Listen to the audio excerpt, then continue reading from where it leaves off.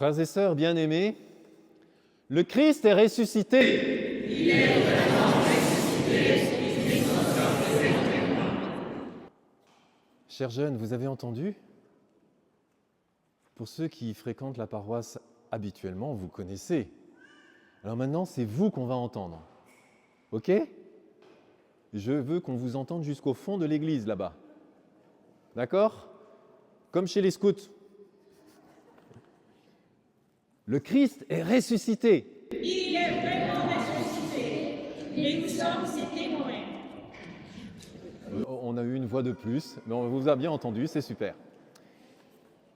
Nous sommes ses témoins. Nous sommes ses témoins si notre vie est une vie de lumière et non pas une vie de ténèbres. Nous sommes ses témoins si nous chantons un chant nouveau, le chant de l'amour. C'est le commandement de Jésus. Je vous donne le commandement de vous aimer les uns les autres. Mais ça correspond à un chant nouveau pour une vie nouvelle. C'est le commandement et le chant nouveau de ceux qui brillent de l'amour de Dieu. Alléluia et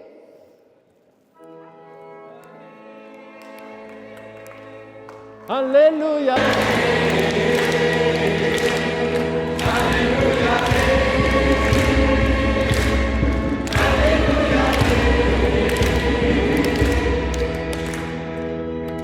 Ça, c'était pour vous réveiller un peu là, parce qu'il y a ceux qui systématiquement entrent en méditation horizontale, au moins intérieurement, quand l'homélie commence. Bon, alors aujourd'hui, c'est notre troisième message d'une série de messages « Que votre lumière brille devant les hommes ».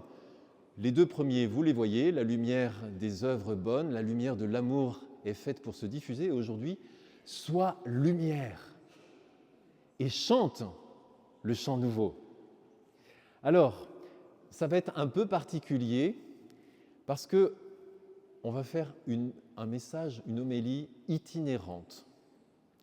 Je vais me déplacer avec vous, chers jeunes, vous êtes au courant parce que je vous ai déjà dit ça, et je vais demander aux animateurs qui vous ont accompagnés de venir également, et eux, ils vont porter un cierge allumé, parce que vous êtes déjà baptisés. Alors vous allumez le cierge tout de suite. Et chers jeunes, vous venez avec moi et on va se déplacer. Ouh. Voilà, on va dans cette chapelle. Cette chapelle, mais c'est plein d'enfants, ça tombe bien, parce que cette chapelle, elle est dédiée au Sacré-Cœur, elle est dédiée au Fils, à Jésus qui est le Fils éternel. Entrez, entrez, entrez, avancez un petit peu. Voilà, vous pouvez rentrer jusque devant, là, jusque devant. Allez, allez-y, allez-y. Non, vous ne voulez pas. Bon, d'accord. Regardez bien cette image que Jésus a demandé qu'on peigne pour qu'on puisse la regarder et prier devant. Et dessus, c'est marqué « Jésus, j'ai confiance en toi ».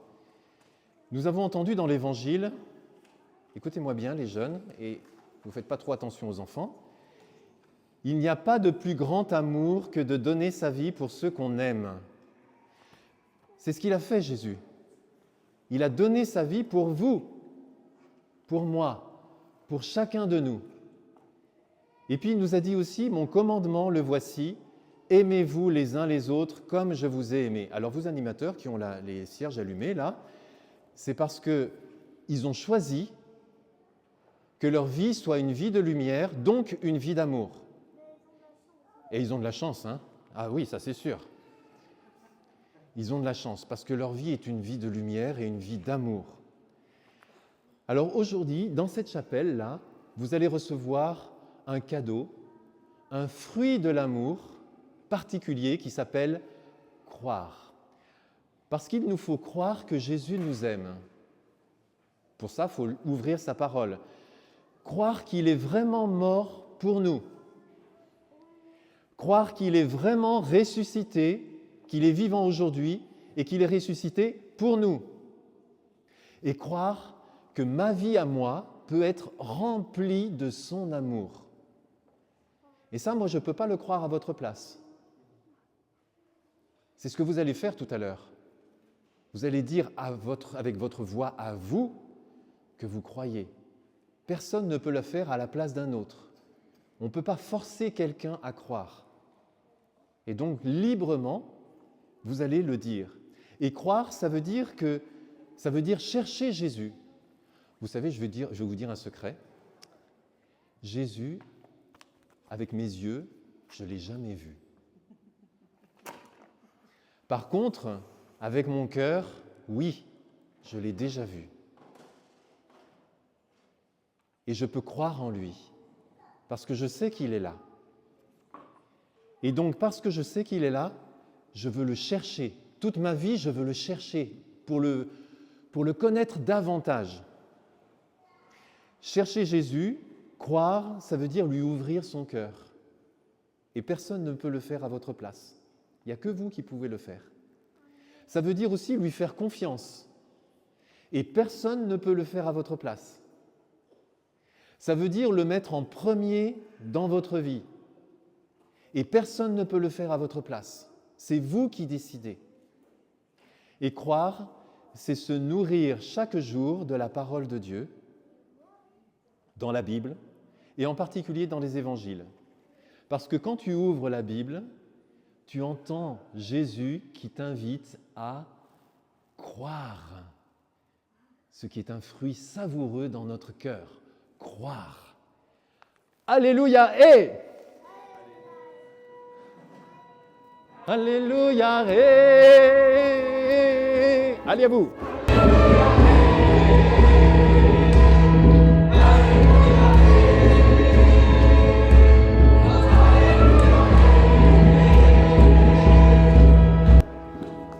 Vous pouvez continuer le chant pendant qu'on se déplace et qu'on change de chapelle.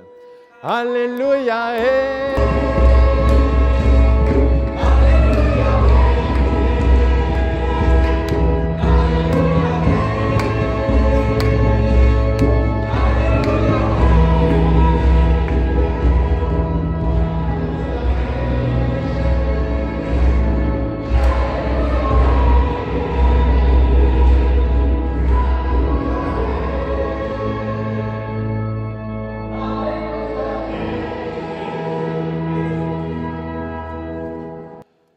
Alors ça, pour vous, chers jeunes, c'est trop bien, parce qu'on est juste entre nous. Vos familles ne vous voient pas, n'est-ce pas? Donc on va pouvoir danser comme on veut, sans avoir honte.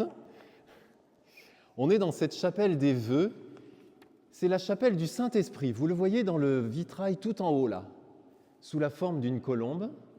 Et il descend sur la Vierge Marie, tel que c'est représenté dans ce vitrail. C'est la chapelle du Saint-Esprit. On a entendu dans la lecture tout à l'heure, l'Esprit Saint descendit sur tous ceux qui écoutaient la parole. Je vous ai dit tout à l'heure, il faut écouter la parole de Dieu, parce que Jésus nous demande. Eh bien, l'Esprit Saint descendait sur ceux qui écoutaient la parole, et on les entendait parler en langue et chanter la grandeur de Dieu. Cette histoire, je ne sais pas si vous connaissez vraiment le contexte. Pierre est allé chez un centurion romain. Pour un juif, c'était interdit, impossible. Mais quand Pierre commence à annoncer la parole de Dieu, eux qui n'avaient jamais rencontré Jésus, eh bien à ce moment-là, il y a quelque chose qui se passe dans leur cœur. Parce que Pierre, il annonce la bonne nouvelle. Jésus est mort pour vous. Jésus est ressuscité pour vous. Et sa mort et sa résurrection, c'est pour le pardon de vos péchés. C'est pour que vos cœurs soient purifiés. C'est pour que vos cœurs soient remplis de lumière. Pour que vos vies soient remplies de lumière. Et Jésus, il a fait ça pour vous, tellement il vous aime. Bon, c'est en gros ce que Saint Pierre a dit au centurion.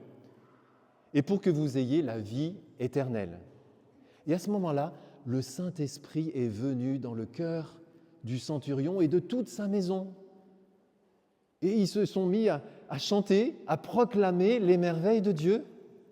C'est ce que nous avons entendu tout à l'heure, parce qu'ils ont compris avec le cœur maintenant qu'ils vont pouvoir vivre, pas simplement penser ou croire, mais vivre ce que saint Paul dit dans une de ses lettres. Il dit « L'amour de Dieu a été répandu dans nos cœurs par le Saint-Esprit qui nous a été donné. » Je vais le répéter là parce que je ne suis pas sûr que ce soit arrivé aux neurones inférieurs. Donc, l'amour de Dieu a été répandu dans nos cœurs par le Saint-Esprit qui nous a été donné. Parce que le Saint-Esprit, il nous apprend et il nous donne d'aimer en vérité. Alléluia et Alléluia et Alléluia.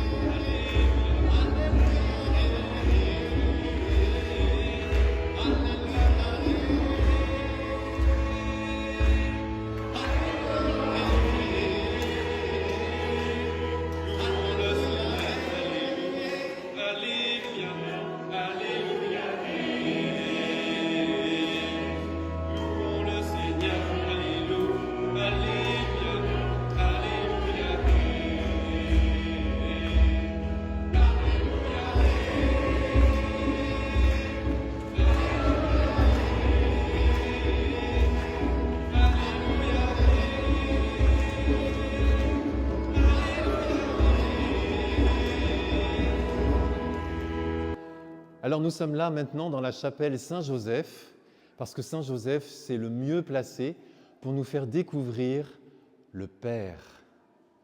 Tout à l'heure, là-bas, c'était le Fils. Là-bas, c'était le Saint-Esprit. Et ici, c'est le Père. Notre Père du ciel. Nous avons entendu dans l'Évangile tout à l'heure, « Si quelqu'un m'aime... » Ah, donc le Saint-Esprit qui lui apprend à aimer. Si quelqu'un m'aime, il gardera ma parole. Ah, la parole que Jésus nous a donnée. Et alors, mon Père l'aimera et nous viendrons vers lui. Dieu, il n'est pas à des années-lumière derrière les galaxies là-haut. Nous viendrons à lui dans son cœur. Si tu gardes la parole de Dieu, si tu en fais ta nourriture chaque jour, le Père vient vers toi et alors, tu es fils et fille de Dieu. Fils et fille de Dieu. Tiens, parce que comme dans l'assemblée, ils sont un peu endormis là-bas, chacun dans l'assemblée et ici, vous allez dire à votre voisin, « Tu es fils et fille de Dieu ».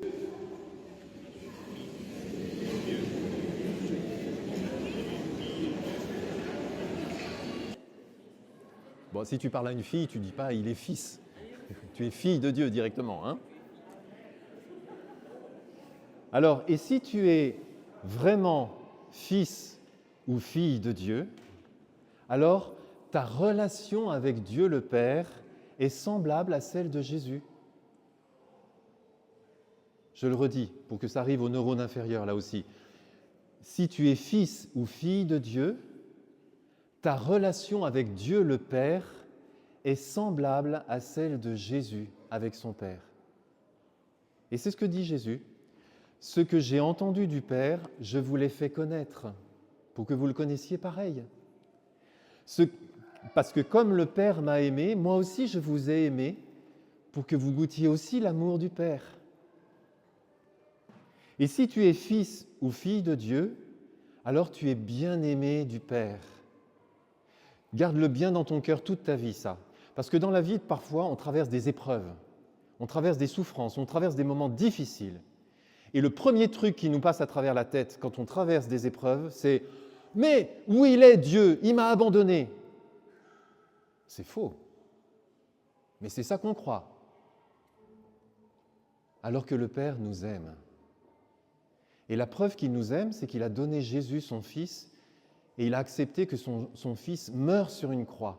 Et ça, c'est le prix que nous avons aux yeux du Père, pour qu'on puisse revenir, parce que des fois, on s'éloigne de lui aussi, qu'on puisse revenir ici, comme le Fils prodigue, et trouver le repos, trouver la consolation, trouver le pardon dans les bras du Père et contre le cœur du Père, parce que c'est un cœur débordant d'amour et de tendresse.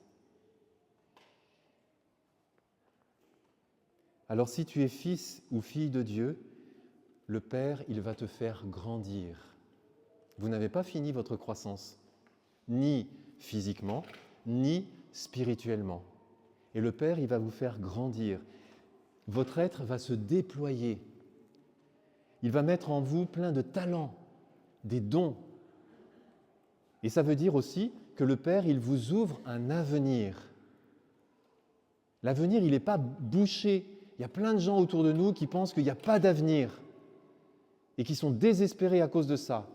C'est faux, parce que l'amour du Père nous ouvre un avenir. Et cet avenir, pour vous, il est beau et il est grand. Parce que le Père, il t'invite à espérer. Ça, c'est le troisième fruit. Croire, aimer, espérer. Un fruit qui donne une lumière dans notre cœur. Alléluia! Hey! Alléluia! Hey! Alléluia! Hey!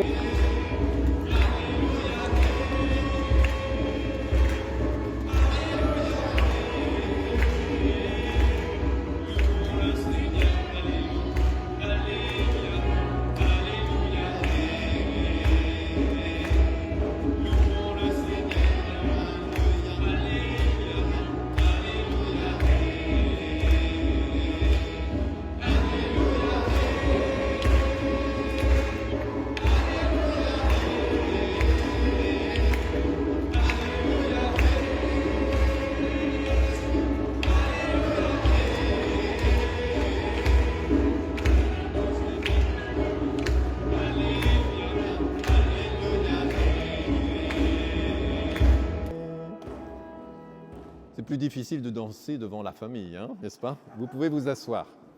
Alors, vous voyez sur cet écran-là, ce sont les 3 fruits savoureux que Dieu vous donne aujourd'hui.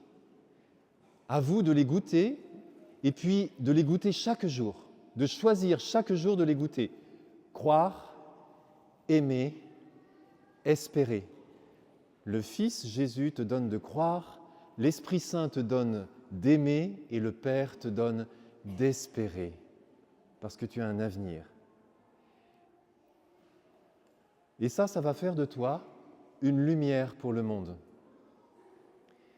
Et si tu es une lumière, alors Dieu va te donner une mission. Et c'est ce que nous lisons ici, qui va justement apparaître. Comme le Père m'a envoyé, je vous envoie. Dans la relation avec le Père, qui est semblable à celle de Jésus, il nous envoie aussi. Mais ça, c'est ce que vous allez découvrir en continuant à cheminer avec le Seigneur vers la confirmation. Parce qu'à la confirmation, vous allez être équipés pour pouvoir partir en mission. Pour l'instant, ce n'est pas le cas, mais ça va venir. C'est la confirmation qui va vous équiper pour vous envoyer en mission. Pour l'instant, vous allez professer votre foi, manifester librement que c'est vous qui croyez, qui choisissez d'aimer et d'espérer.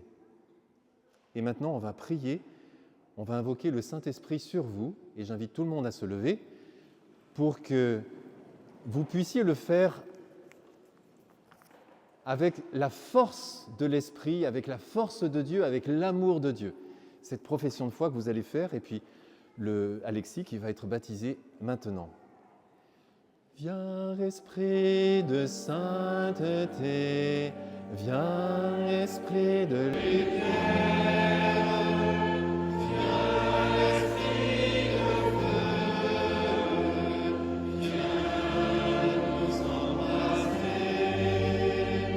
viens, Esprit de sainteté, viens, Esprit de lumière, viens.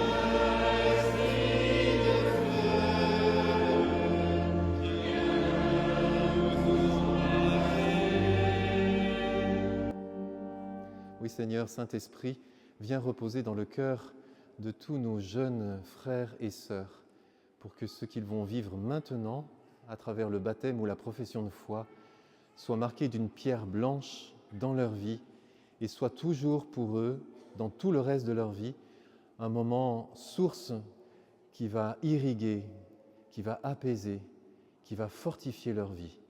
Nous te le demandons. Amen.